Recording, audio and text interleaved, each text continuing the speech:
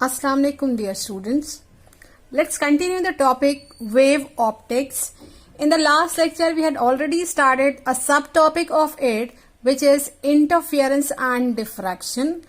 I had already given you the concept of interference and you have already studied it in the topic superposition of waves, how the two waves are superimposing constructively and destructively to give rise bright band and dark band. So today we are going to calculate the width of the bright band and dark band. So let's have the geometrical analysis of Young's double slit experiment. What was Young's double slit experiment? It consists of source of light. We all know that whenever two or more waves are coming simultaneously to a single point of a medium and they are producing their own displacement, then the resultant displacement would be the sum of the individual displacement. This is the superposition principle. So because of this superposition principle, the two waves may superimpose with each other to give rise constructive interference and a bright band in case of a light wave, and they may interfere destructively to give rise dark band in the interference pattern. So to obtain the interference pattern, actually what is the interference pattern? It is the superposition of light waves or change in the intensity of light wave due to the superposition of waves is called as interference. Obviously, when two or more waves will superimpose with each other, the intensity of light as their amplitude may be added, may be cancelled. So, may be added, may be subtracted. Because of such type of superposition, the light intensity of the resultant wave will be varies from minimum to maximum and maximum to minimum. This is the interference. So, here we have taken two sources of light, S1 and S2. These are the two same sources of light which is used in the Young's double slit experiment. What was Young's double slit experiment? It consists of main source of light S placed over here. It is the individual source here, and after this you will have to put one cardboard which should have two pinholes. So one cardboard is placed. Actually this cardboard is placed vertical. It is placed vertical to the plane of the paper. So this cardboard is having two holes. So whenever light passes from these two holes, S1 and S2, the two holes will appear like two individual sources of light. So these are the two sources of light emitting two wavelengths. Remember here we have taken a monochromatic source of light here, means a light which emit a wavelength of waves of single wavelength and single color. It is a monochromatic source of light. So we are going to observe the interference pattern obtained from the monochromatic source. So for that we are going to use only two sources. Two sources of light are going to emit the light waves. These light waves will interfere with each other and give rise interference pattern. So that is why we will keep one more cardboard at a certain distance from the source. Let that distance D from the second cardboard between the source and the second cardboard. This distance D is actually the second cardboard on which we are going to get the interference pattern is called as screen. So it is also kept vertical as it cannot be shown on the plane of the paper. So these two cardboards are placed vertical on the plane of the paper. So similarly, if in terms of axis, if you want to show the direction in terms of the x, y, z axis, x, y and z axis, we all know that y axis is on the paper and x axis on the paper, while the z axis is perpendicular to it. So the screen and the sources of light, they will be in z and they will be in YZ plane. These two cardboards are in YZ plane, while this distance Z is along x-axis. So on the screen cardboard, we are going to get the interference pattern. Let the distance between these two sources, S1 and S2, is D. Small d is the distance between the sources, and capital D is the distance between source and the screen on which we are going to observe the interference pattern. So let us consider the two waves or two rays of light which are emitting from the sources S1 and S2, from the source S1, from the source S2. They are meeting on the screen at a point, say O dash. Let the center of these two sources be O. Its exactly opposite point on the screen is O dash. So this O dash, on this O dash, see the path length traveled by the two rays. They are exactly equal. Means there is no path difference. There is no length difference in the rays. So if the path difference is 0, you all know that if the path difference is 0, the two waves are now going to interfere with each other constructively, and they are going to give rise a bright band on a screen as shown in the diagram. So on the point O dash, as the two waves are not having, they are having 0 path difference because the distance traveled by the two waves are exactly equal. So they will, the crest due to one wave will coincide with the crest due to another wave, and trough due to one wave will coincide with the trough due to another wave, and because of the constructive interference, we are going to get bright band on the point O dash. Similarly, there will be many rays coming out from the sources S1 and S2. They may interfere with each other constructively as well as destructively. So the screen is filled with bright band, dark band, bright band, dark band. Means each and every point on the screen will have a different intensity of light. They will be differ in their brightness. Intensity of light here is nothing but the brightness of the light. So each and every point on the screen will be different in their intensities. Because of the constructive interference, we will be getting bright band, and because of the destructive interference, we are going to get the dark band. And remember that these points are along the y-axis. So let us consider one general point P. On the screen we have taken one point P. This point may be bright or may be dark. It depends on the constructive and destructive interference of the two light waves coming over here. So let us find out the position of the point P, or here each band that we are getting over here, it is also called as fringe.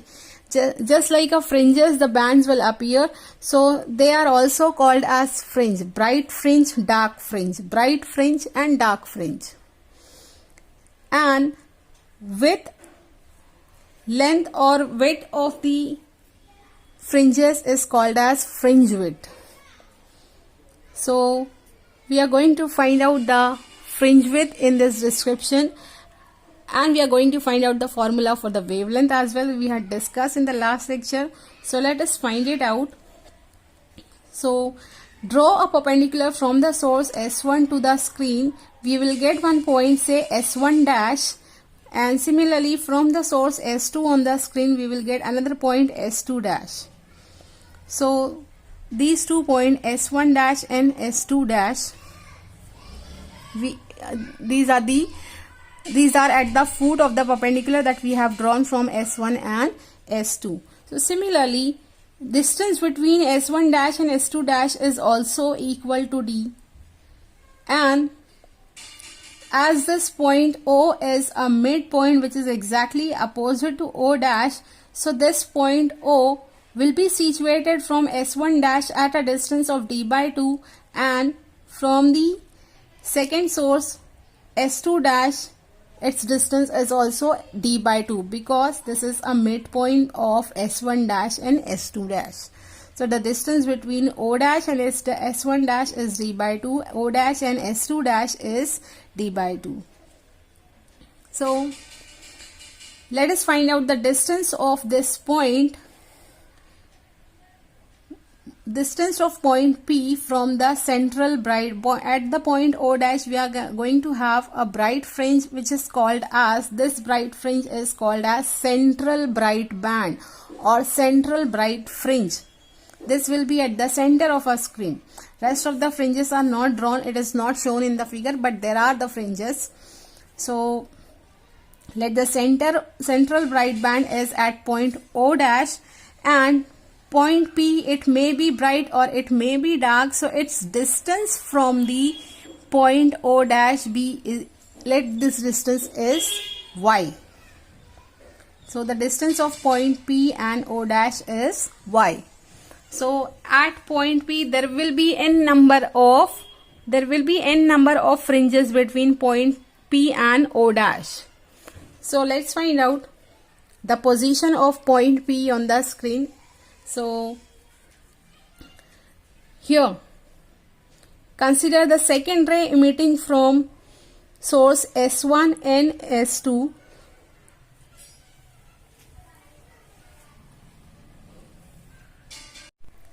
So the second ray emitting from the source S1, it is going to meet at the screen at point P, and second ray emitting from source S2 to point P, it will emit from here and it will meet the screen at point P. So these are the two waves which are going to come simultaneously at point P. So obviously from the geometry of the figure we know that there is a length difference, path difference and length difference both are same. So there is a difference in their length, S1P and S2P. From the diagram we can say that S2P is greater than S1P. So there is a difference between the length of the path. So how you are going to determine the path difference or path length? For that, from the source S1, draw the perpendicular on the second ray emitting from source S2. So this is the path difference. From here and here, both the rays are equal. Now this is the extra path length. So this is a path difference between the two waves which are coming, and they may interfere constructively, they may interfere destructively to give rise corresponding bright band and dark band. So let us find out the path difference between these two rays. So path difference, first of all let us calculate from the diagram. Let us calculate S1 P square. S1 P square from the diagram. See this triangle P, S1 dash and S. It is a right angle triangle. So using Pythagoras theorem we can write that it is S1 dash square plus P S1 dash square. So what is S1 and S1 dash? It is the distance between sources of light and the screen, which is capital D. It is almost equal to twice a meter or more than a meter. So S1 and S1 dash is capital D plus P as S1 dash. This P S1 dash, it is actually, you see here, position of the point P from the central fringe is Y. When you subtract D by 2 distance, when you subtract this much distance from Y, you are going to get the P S1 dash. So here I can say that P S1 dash is nothing but Y minus D by 2. It is Y minus D by 2, the whole square. So let's solve it out. D square plus a minus b the whole square. Open it with the help of the formula a minus b the whole square. You will be getting it as y square minus 2ab. So it will become minus yd plus d square upon 4. Giving this equation as equation number 1. Now let us calculate in the same way, calculate S2p square. So S2p square, how you are going to calculate S2p square? Now see the bigger triangle P, S2 dash and S2. So again it is d square plus P S1 d square plus. Now this much distance is, it is y plus d by 2 the whole square. It is y plus d by 2 the whole square. So it is d square plus y plus d by 2 the whole square. So again open it, d square plus, it is a plus b the whole square. Open it with the formula y square plus yd plus d square upon 4. This is your equation number 2. Now what you'll have to do, subtracting equation 1 from equation 2. Let us find out S2p square minus S1p square, which is equal to, subtracting equation 1 from equation 2. When you subtract it, most of the terms are going to get cancelled. Just see the equation 1 and equation 2. D square minus d square is going to cancel. These two terms are going to cancel. Y square minus y square is going to cancel. Plus yd minus of minus yd will become 2yd. While d square by 4 minus d square by 4 is also going to cancel. So the subtraction result out 2yd. So this is how we can write it, the difference between their squares. Now it is just like, just see this term, it is a square minus b square. Use the formula a square minus b square. It is a plus b into a minus b. So I can write this as S2p minus S1p into S1p plus S2p is equal to 2yd. But S1p and S2p is almost S1p and S2p. These distances are almost, approximately they are equal to d. So I can write this equation S2p minus S1p is equal to 2yd divided by S1p plus S2p. It is equal to 2yd upon S. As I told you that S1p and S2p, they are almost equal to d. So d plus d will become 2d. 2 will get cancelled. This will become yd upon d. This is S2p minus S1p. S2p minus S1p is nothing but path difference between the two waves. So here I can say path difference as delta L. So let delta L is the path difference. It is equal to, now I have got the formula for the path difference, yd upon capital D. Now this is the expression of a path difference emitting from the two sources. So if suppose point P is a bright point, suppose the point P, your point P is a bright point. At point P we are going to have nth bright band. Suppose, it is just an assumption, suppose this point P is having, there may be number of fringes. So at point P there will be nth bright fringe. So for the path difference delta L, I can write position of the point P yn. This is for the nth bright band, d upon d. Now we know that when the fringes are bright, it means what? They are interfering constructively. So what is the condition for constructive interference? That the two waves should have a path difference. You will have studied that the path difference between the two waves should be an integral multiple of wavelength. So this path difference for the constructive interference, it should be n lambda. So substitute the value of this path difference in this equation. You are going to get it as n lambda is equal to yn d upon d. Now the position of nth bright fringe which is obtained at point P is equal to, it is equal to n lambda d by d. This is the position of nth bright fringe. Similarly, the point P, if point P is bright, let us obviously after the bright fringe we are going to have a dark fringe, and after the dark fringe we are going to have a bright fringe.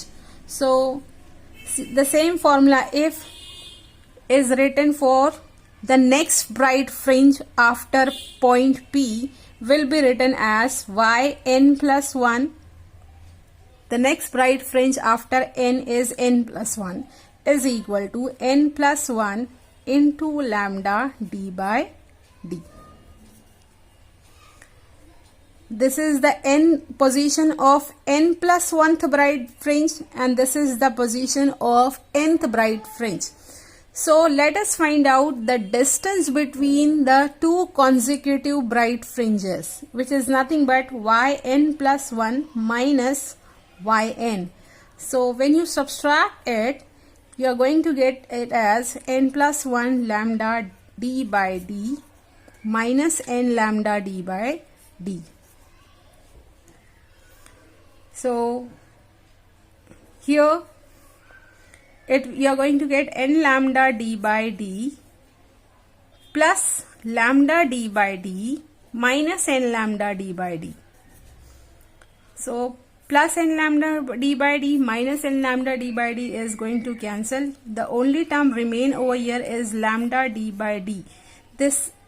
The distance between two consecutive bright fringe is nothing but, we all know that between the two bright fringes we are having the dark fringe. So it is a width of the dark fringe.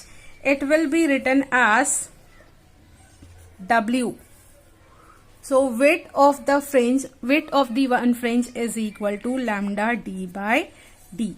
This expression we had got by considering the point P as a bright point. Similarly, you can obtain the same expression when you consider these two points as a dark, this point as a dark point. So let us suppose that the point P is not bright, it is a dark point or it is a bright band. So here we had started, we have the formula of path difference.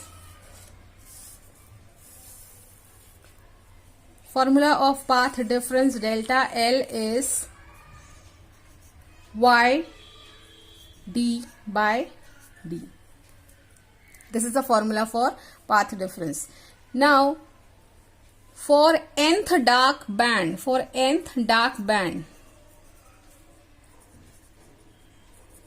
the formula will become delta L is equal to yn d by d, same, but it is a dark band. So for the dark band, what should be the path difference? The path difference should be odd multiple of half the wavelength. So odd multiple 2n minus 1 into lambda by 2 is equal to yn d by d. This is a condition for destructive interference. So where n is having the value, n is an integer number, it is having the value plus minus 1, plus minus 2, plus minus 3 and so on. So here this is the formula for, so position of the nth dark band on the screen, yn is written as 2n minus 1 lambda d, this d will be there, upon small d. This is the position of nth dark band. Similarly, position of n plus 1th dark band will be written as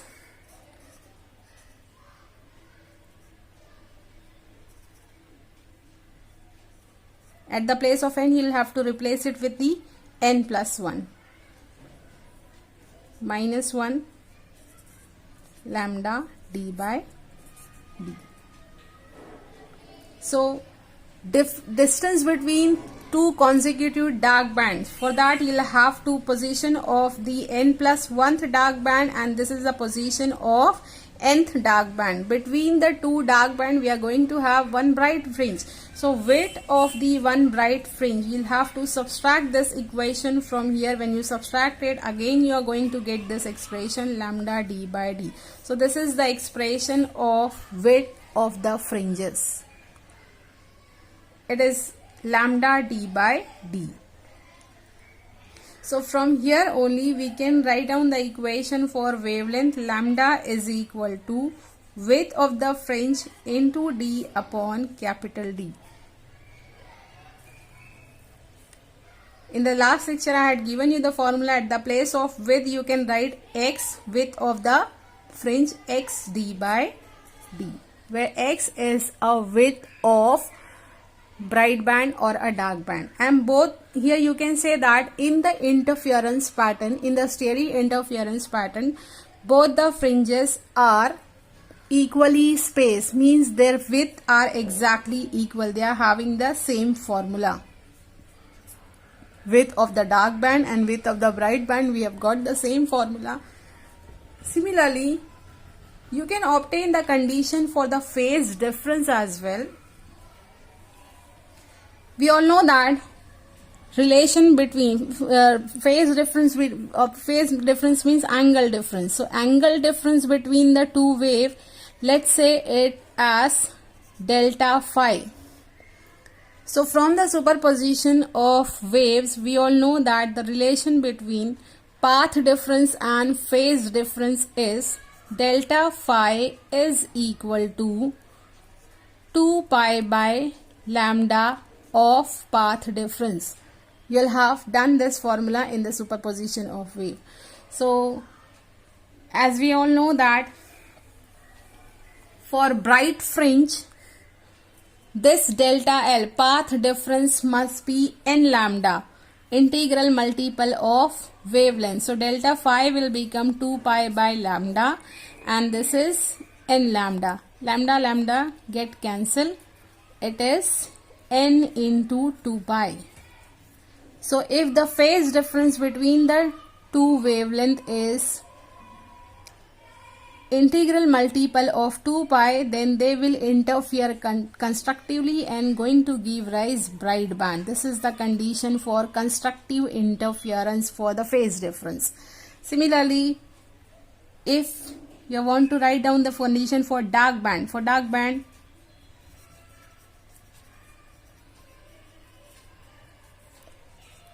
this angle delta phi will be written as 2 pi by lambda into delta L. For dark band, we are having a certain different condition. Delta L is an odd multiple. So odd multiple is 2n minus 1, odd multiple of half the wavelength. Lambda lambda is going to cancel. 2 is going to cancel. 2n minus 1 is an odd number. 2n minus 1 of pi. So phase difference must be an odd multiple of 180. This is the condition for dark band. Now let us see the intensity distribution of bright band and dark band.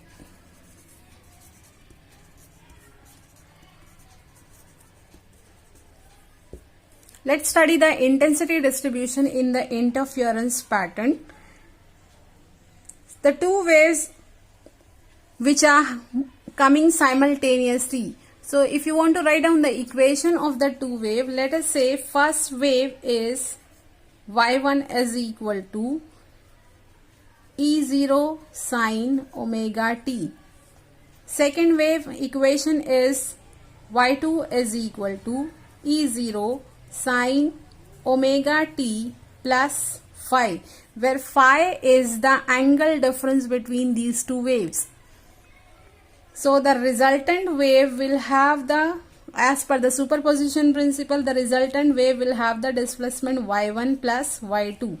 So it is E0 sine omega t plus E0 sine omega t plus phi. So this is as per the superposition principle. Remember here the amplitude which we have taken, they are exactly equal. Both the waves are having same amplitude. It means what? The two sources that we have taken, they are equally bright in their intensity. They are having same intensity. They are equally bright. That is why their amplitudes are equal. As we all know that intensity is directly proportional to square of the amplitude. So from this equation we will get the resultant wave as 2E0 cos phi by 2 into sine omega t plus phi by 2. This is the equation for the resultant wave. You will have studied it in the superposition of waves. So from here we will come to know that resultant wave is having this much amplitude. Resultant wave is, amplitude of the resultant wave is 2E0 cos of phi by 2. So this is the equation of the resultant amplitude. So if the two waves are constructively interfere with each other, so the phase difference, if you take the first condition of the phase difference should be n. What is the condition for the phase difference we have taken? It should be an integral multiple of 2 pi, where n can have the value 0, 1, 2, 3 and so on. So let us put the first condition here. Amplitude will become 2E0 and phi is having the value, first value is 0 here. So first value of n is 0. So phi will become 0 only. So cos 0 will become 1. So amplitude of the resultant wave for the constructive interference is 2 times the amplitude of the individual wave. Hence the intensity of light wave will be, intensity will be is proportional to square of the amplitude. So intensity of this wave will become 4 times square of this amplitude. It will become 4E0, 4 times the amplitude. Similarly, for the destructive interference, phi should have the value of odd multiple of pi. And here n is taking a value 1, 2, 3 and so on. So if you substitute the condition for the destructive interference, you are going to get amplitude as 0. Hence the intensity is 0 and the point will be dark. It will appear black in color. See the intensity of bright fringe, it is 4 times the intensity of the individual source, and this is the intensity of a dark fringe, it is 0. So these are the conditions that we have obtained here. Here we have taken one condition that both the waves are having same amplitude, means they are emitting from the sources of light which are equally bright. They are having the same intensity. So the intensity of the resultant wave is 4 times the original one for the bright fringe, and for the dark fringe it is 0. So that is why consequently we are going to get bright band, dark band, bright band, dark band and so on. This is called as intensity steady interference pattern. But generally what happen, the two sources may not be equally bright. They may not be of a same amplitude. So at that time the resultant amplitude for constructive interference, it should be resultant intensity of light, it should be proportional to, since the two waves are not having the same amplitude, so let their amplitude be E1 and E2. So resultant amplitude will be proportional to E1 plus E2 the whole square for the constructive interference. So if the two waves are of different amplitude, suppose one is having the amplitude 5 and the second one is having the amplitude 2. So the resultant intensity for the constructive for the bright band will be maximum as the amplitudes are going to be added. Similarly, for dark band, let us see whether we are going to get the dark band in such a case or not. So obviously, result intensity will be proportional to E1 minus E2 the whole square. As E1 minus E2, 5 minus 2 will become 3. 3 is E1 minus A2, it may not be equal to 0. It may be a certain number. As we all know that 5 minus 2 will become 3 and square of 3 is 9. So resultant intensity for destructive interference will not be equal to 0 in such a case. So the at the center of the screen we are going to get the bright band, but we are not going to get any dark band. Instead of a dark band, we are going to get a band which is of less amplitude, less intensity, as it is going to have the value 9 over here in this example.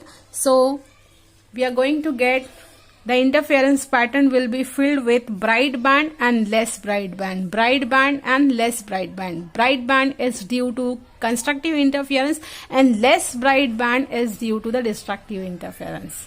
So this is how the intensity distribution is done if the two waves are not having the same amplitude, and we are not going to get the steady interference pattern. As I told you that in the steady interference pattern, it consists of bright and dark band, while unsteady interference pattern consists of bright band and less bright band. So hope you will have understood the topic. Thank you.